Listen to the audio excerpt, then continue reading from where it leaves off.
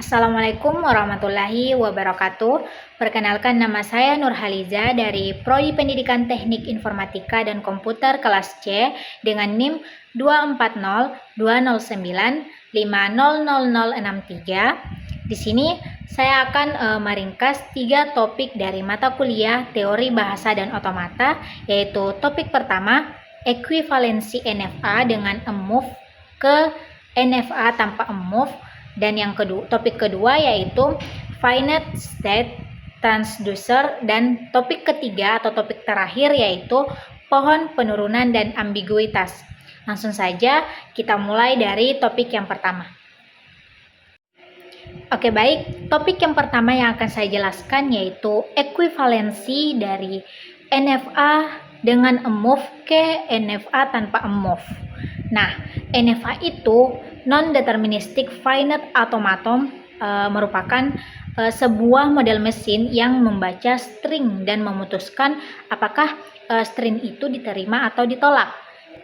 Nah, NFA itu punya fitur spesial yang namanya move atau epsilon move.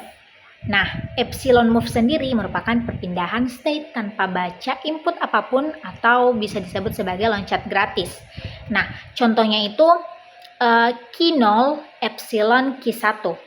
Artinya berada di Q0 sekaligus otomatis berada di Q1 juga.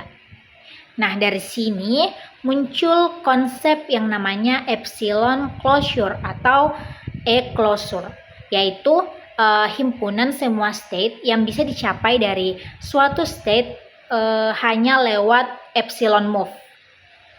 Nah, contohnya itu Q0 epsilon Q1 epsilon Q3. Maka closure-nya itu Q0 sama dengan Q0 Q1 Q3. Nah, kenapa perlu konversi? NFA dengan move dan tanpa move itu sebenarnya ekuivalen, bisa nerima bahasa yang sama. Tapi bentuk tanpa move lebih mudah diproses, terutama saat konversi ke DFA. Makanya kita perlu bisa mengubahnya, yaitu mengubah move jadi tanpa move. Nah, untuk mengubahnya atau mengkonversinya dari NFA dengan move ke NFA tanpa move itu kita harus melalui 5 langkah. Oke, pada langkah pertama yang kita lakukan yaitu menyusun seluruh transisi dari diagram ke dalam bentuk tabel transisi formal. Intinya kita ingin mengubah gambar yang berupa panah-panah antara state menjadi data yang lebih terstruktur agar mudah diproses pada langkah berikutnya. Setiap baris dalam tabel merepresentasikan satu state, misalnya Q0, Q1, Q2, dan seterusnya. Kemudian setiap kolom menunjukkan input yang mungkin, yaitu simbol A, B, serta epsilon yang menandakan perpindahan tanpa input. Nah, cara membaca tabel ini sebenarnya sederhana jika dipahami sebagai alur perpindahan. Misalnya, ketika kita melihat ini, itu berarti kita berada di state Q0 dan membaca input A, maka kita akan berpindah ke state Q1. Jika kita melihat ini, maka artinya dari state Q0 kita bisa langsung berpindah ke Q2 tanpa membaca input apapun. Nah, inilah yang disebut sebagai move atau epsilon move. Begitupun juga dengan state Q2 dibaca B yang membaca simbol B. Jika membaca simbol B, maka berpindah ke Q4. Jadi sebenarnya kita hanya menerjemahkan setiap panah pada diagram ke dalam sebuah teks yang sistematis.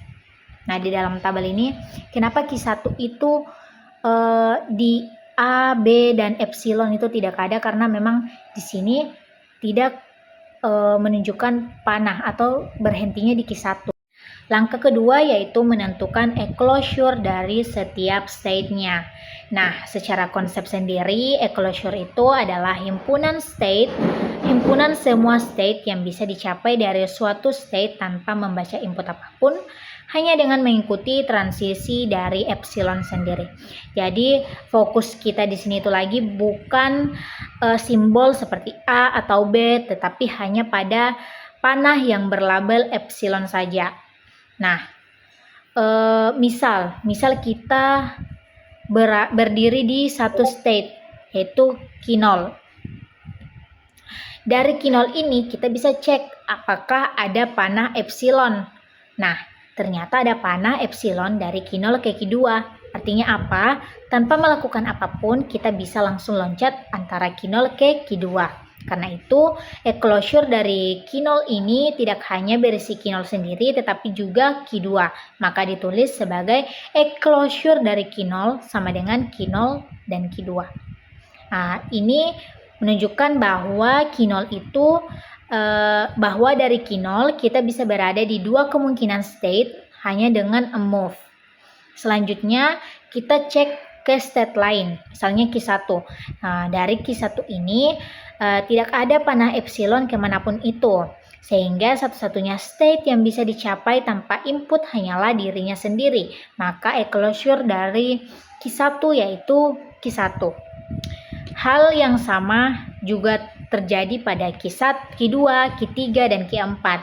Karena itu, karena tidak ada transisi epsilon dari state-state tersebut, maka masing-masing hanya memiliki closure dirinya sendiri, yaitu closure Q2 sama dengan Q2, closure dari Q3 sama dengan Q3, dan closure dari Q4 sama dengan Q4.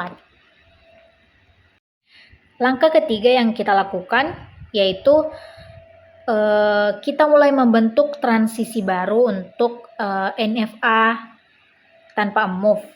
Nah, artinya kita tidak lagi memakai epsilon secara langsung, tetapi efek dari epsilon yang sudah diserap melalui enclosure yang sudah kita hitung sebelumnya. Rumus yang digunakan adalah ini. Nah, sekilas memang terlihat rumit, tapi sebenarnya ini hanyalah proses bertahap yang sistematis. Sekarang kita pahami dulu alurnya melalui contoh yang ada, yaitu mencari transisi baru Q0 dengan input A. Langkah pertama, kita cari dulu enclosure dari Q0. Dari langkah sebelumnya, kita sudah tahu bahwa enclosure Q0 itu sama dengan Q0 Q2. Artinya, sebelum membaca input apapun, dari Q0 kita bisa berada di dua kemungkinan state, yaitu Q0 dan Q2.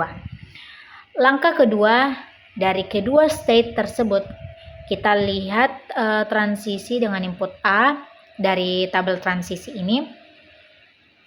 Nah, Q0 dengan A itu menuju Q1, di Q2 dengan A ini menuju ke Q3. Jadi hasilnya adalah Q1 dan Q3.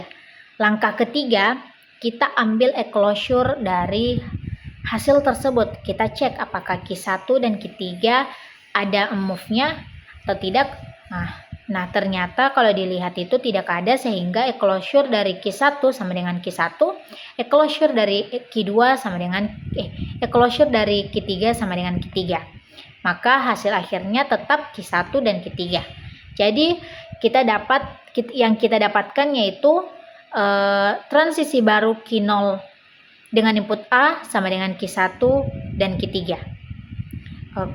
Kalau dijelaskan secara konsepnya, langkah ini itu sebenarnya melakukan 3 hal, yaitu memperluas state awal dengan enclosure, melakukan transisi berdasarkan input, memperluas lagi hasil dengan enclosure.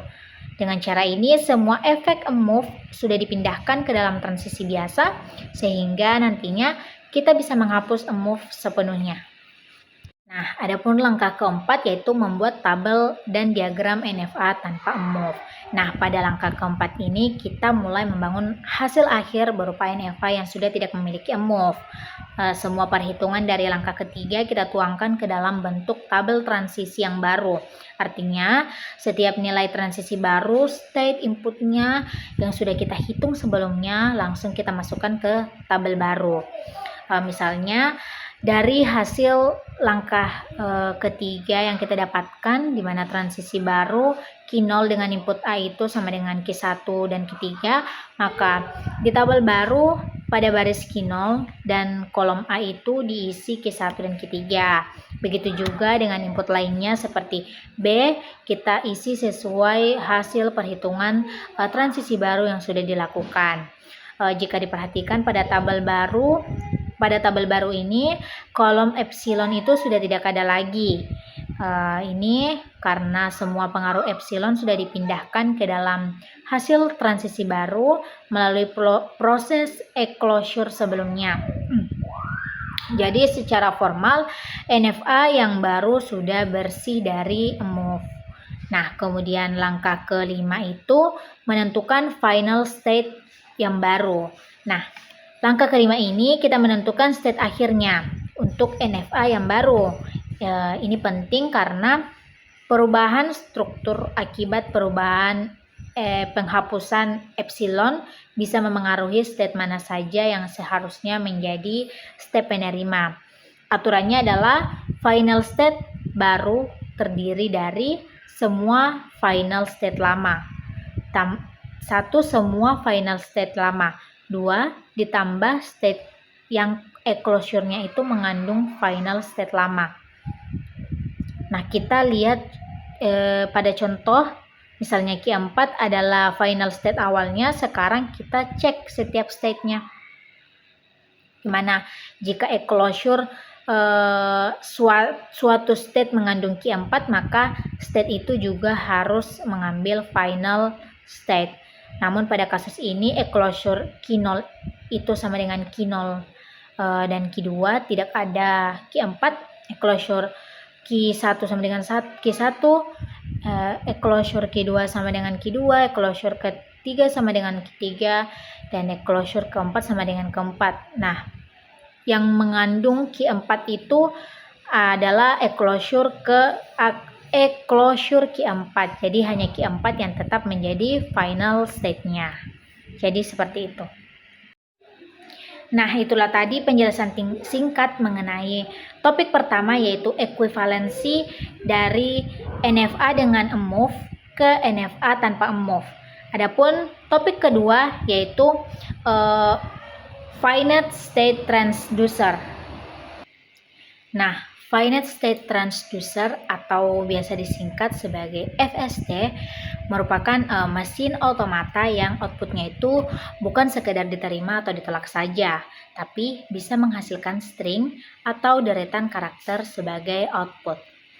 Nah, FST sendiri terdiri dari 2 jenis, yaitu 1 Moore machine, di mana outputnya itu berasosiasi dengan state-nya, dan yang kedua ada Mealy machine, di mana outputnya itu berasosiasi dengan transisinya. Tapi di sini kita hanya fokus di satu jenis saja, yaitu Moore machine. Jadi di Moore machine itu setiap state-nya punya outputnya masing-masing. Ketika mesin mengunjungi suatu state itu langsung ngeluarin outputnya. Semakin banyak state yang dilewati, maka semakin panjang outputnya, maka semakin panjang pula output yang akan dihasilkan.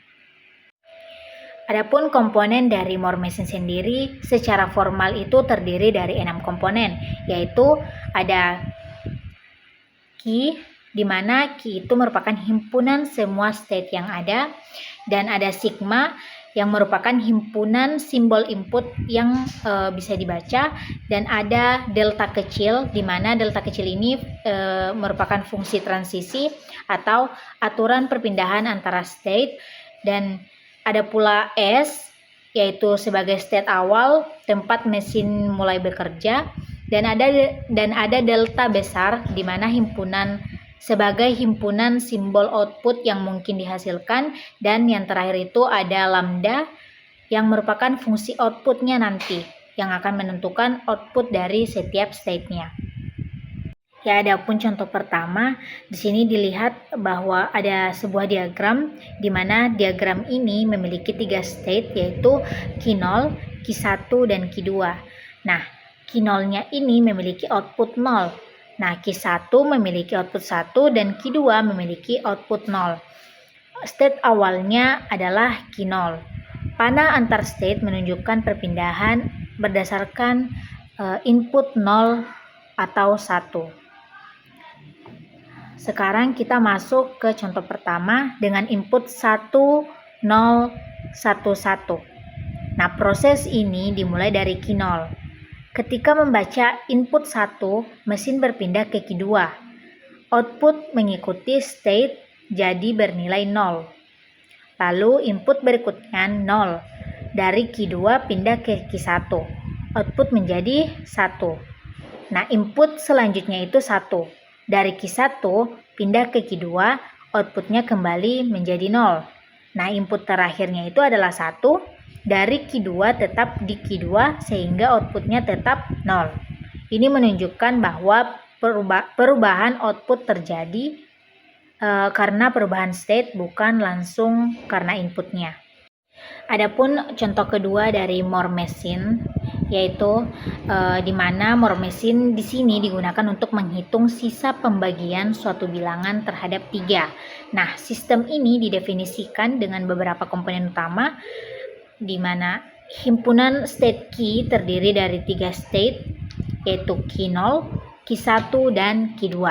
Masing-masing state merepresentasikan sisa hasil bagi, yaitu 0, 1, dan 2. Input yang digunakan adalah binar, sehingga alfabet sigma berisi 0 dan 1.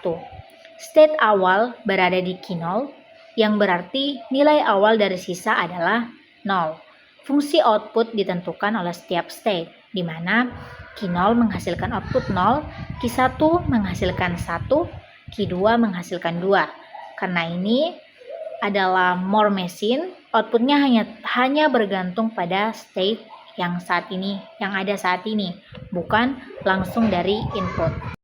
Fungsi dari transisi sendiri mengatur perpindahan antar state berdasarkan input yang dibaca. Dari Q0, di sini jika membaca 0, maka tetap di Q0. Jika membaca 1, berpindah ke Q1. Dari Q1, jika membaca 0 berpindah ke Q2, dan jika membaca 1 kembali ke Q0. Dari Q2, jika membaca 0 berpindah ke Q1, dan jika membaca 1 tetap di Q2. Dari diagram ini, diagram state pada gambar ini menunjukkan bahwa hubungan ini dengan panah berlabel 0 dan 1 di setiap transisinya, dan serta setiap state memiliki output yang ditandai dengan sebuah lingkaran. Sebagai contoh dari contoh 2 ini, di mana contoh penerapannya yaitu bilangan 5 dikonversi ke binar menjadi 101 atau 101, lalu dimasukkan ke mesin sebagai urutan input. Proses dimulai dari Q0.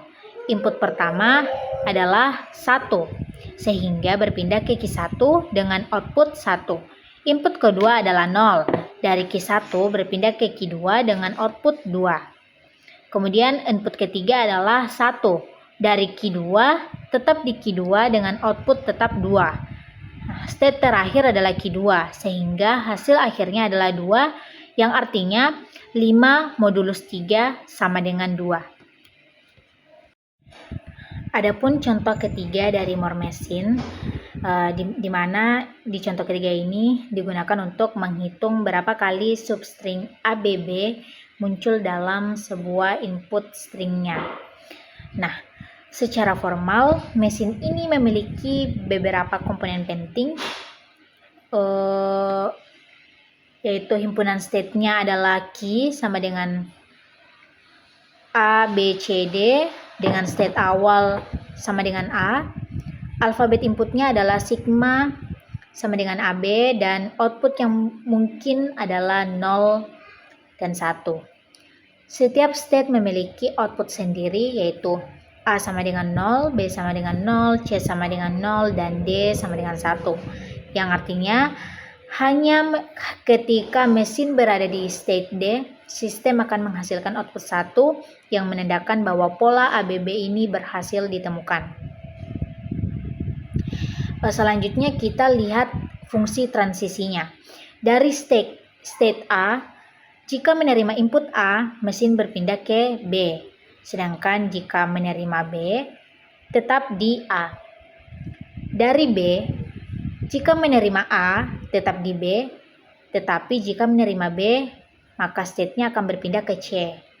Dan dari C, jika kita menerima A, maka kita kembali ke state B.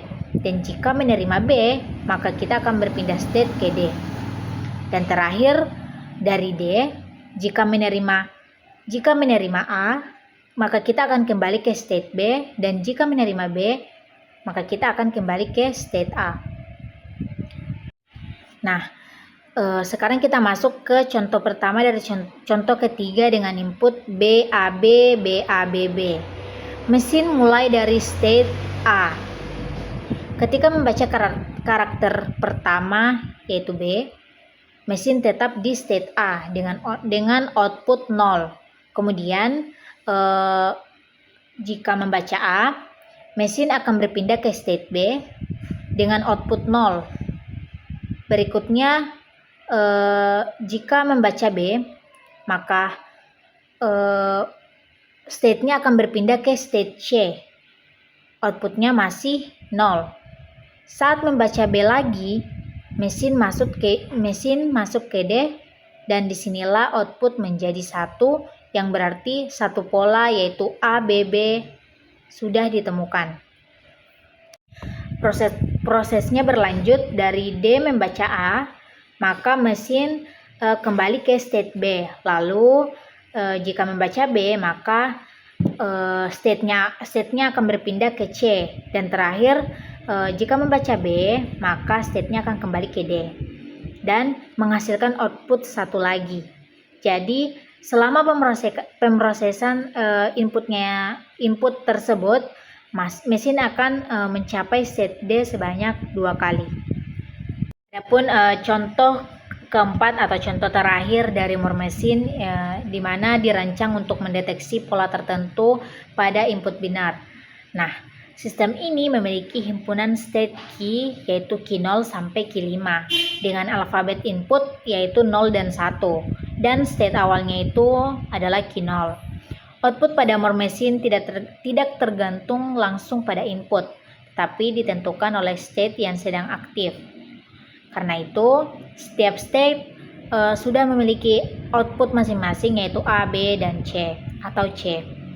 Nah, tujuan dari mesin ini jelas, mesin akan mengeluarkan output A jika mendeteksi substring 101, mengeluarkan output B jika mendeteksi 110, dan selain itu akan menghasilkan C.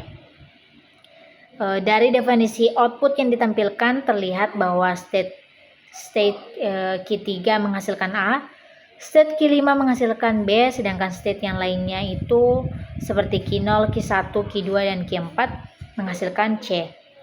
Artinya, selama mesin belum menemukan pola yang dicari, output akan tetap C.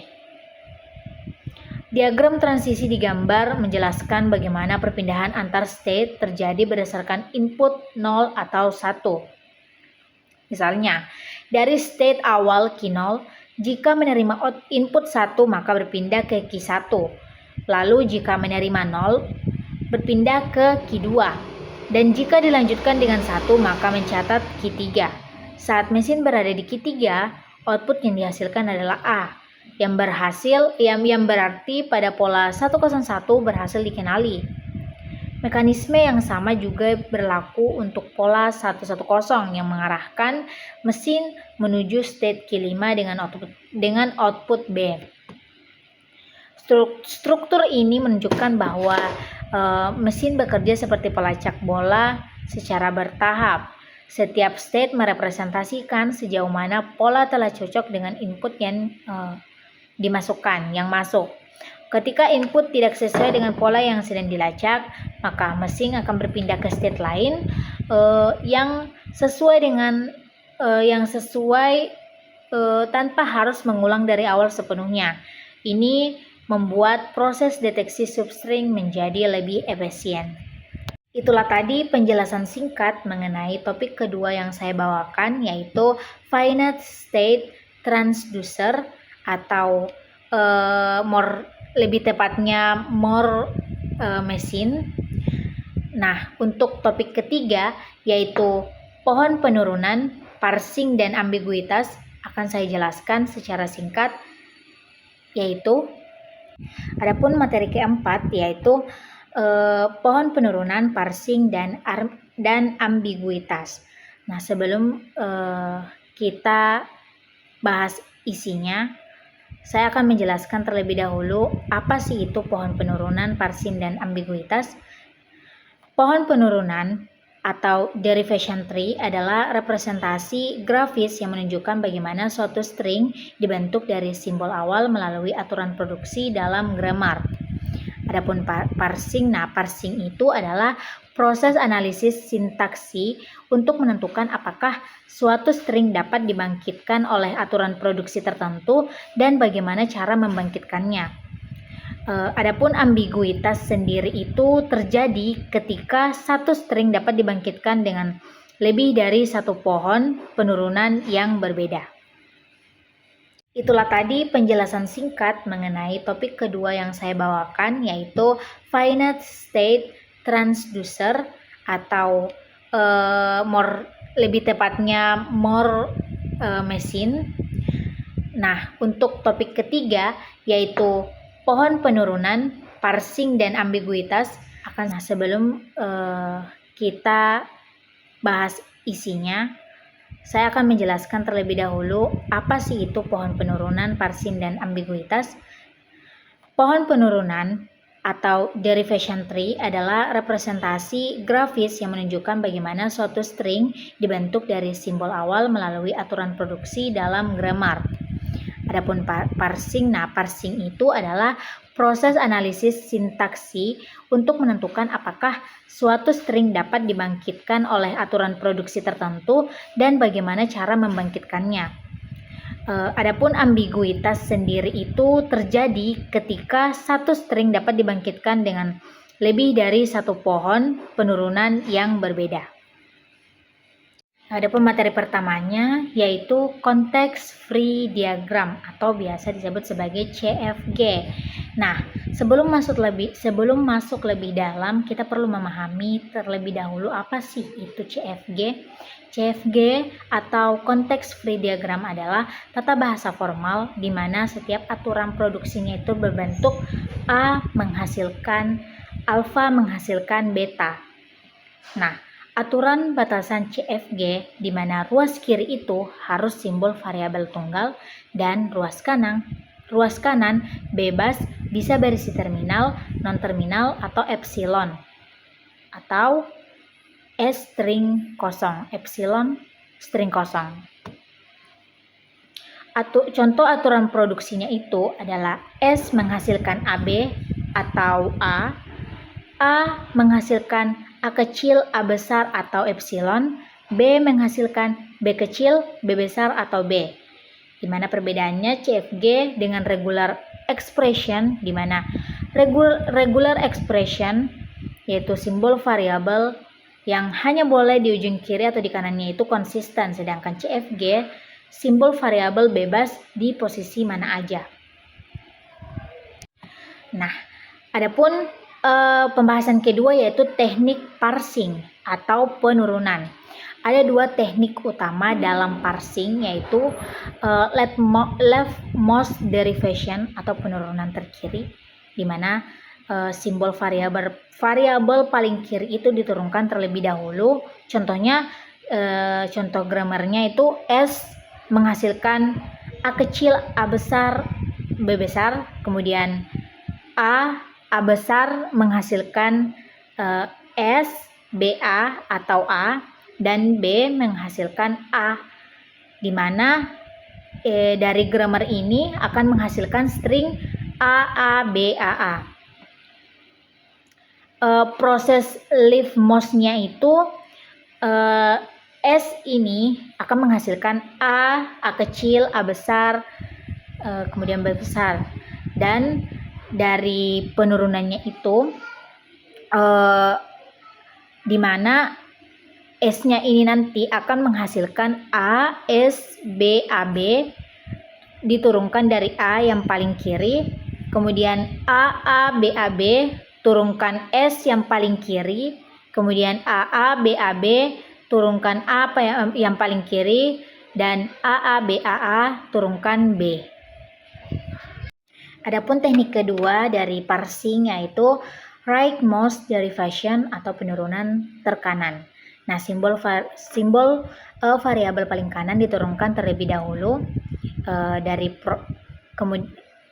adapun proses rightmost dengan string yang sama, yaitu di mana S string yang sama dengan tadi, yaitu di mana S menurunkan A kecil, A besar, B besar, kemudian diturunkan A kecil, A besar, A kecil, di mana B diturunkan, B yang paling kanan diturunkan, kemudian menurunkan A, kemudian menurunkan A, S besar, B, A besar dengan A kecil, di mana A besar yang paling kanan itu diturunkan, kemudian A kecil, B kecil, A besar, dan A kecil, di mana S yang paling kanan diturunkan, dan terakhir A kecil, B kecil, A kecil, A kecil, di mana A besar diturunkan, A besar yang paling kanan diturunkan. Nah, adapun pembahasan ketiga yaitu mengenai pohon penurunan atau parse tree.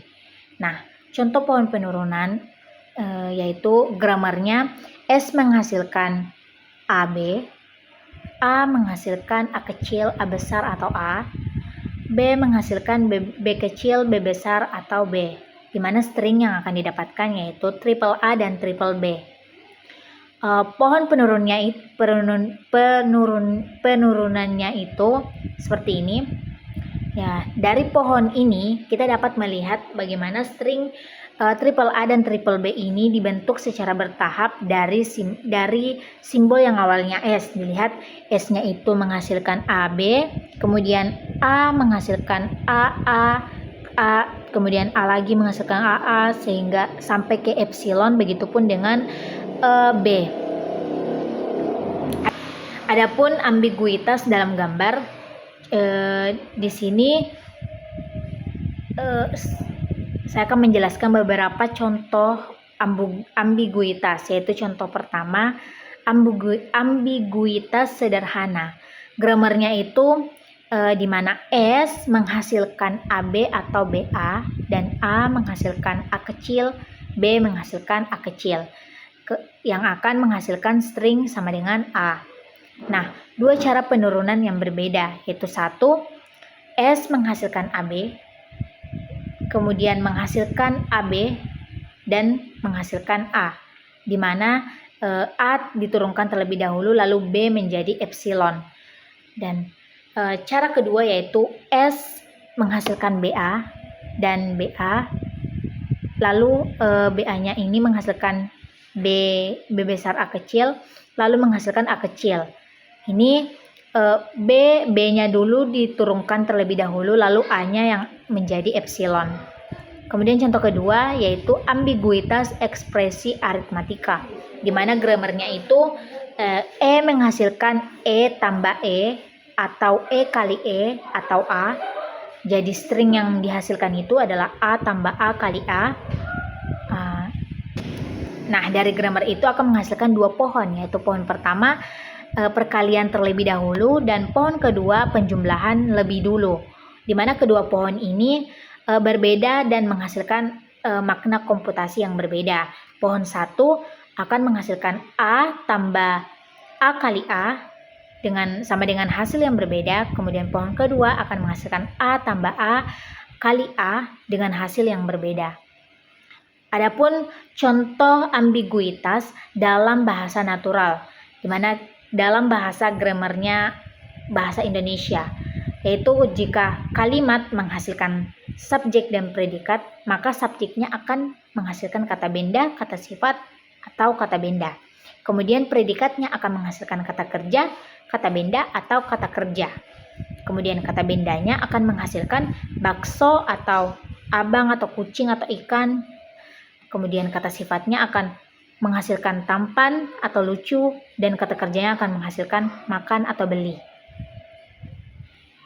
Kesimpulannya dari materi ketiga ini, pohon penurunan itu adalah representasi visual bagaimana string dibentuk dari grammar. Kemudian parsing adalah proses mengecek validitas string berdasarkan aturan grammarnya. Kemudian yang ketiga ada leftmost dan rightmost derivation, yaitu dua strategi berbeda dalam penurunan simbol. Dan keempat ada ambiguitas, di mana satu string memiliki lebih dari satu pohon penurunan, dan CFG adalah fondasi untuk compiler dalam menganalisis kode program. Nah, itulah tadi penjelasan singkat mengenai materi ketiga kita, topik ketiga kita, yaitu pohon penurunan, parsing, dan ambiguitas. Sekian dari video penjelasan mengenai 3 topik dari mata kuliah teori bahasa dan otomata dari saya. Kurang dan lebihnya mohon dimaafkan. Wassalamualaikum warahmatullahi wabarakatuh.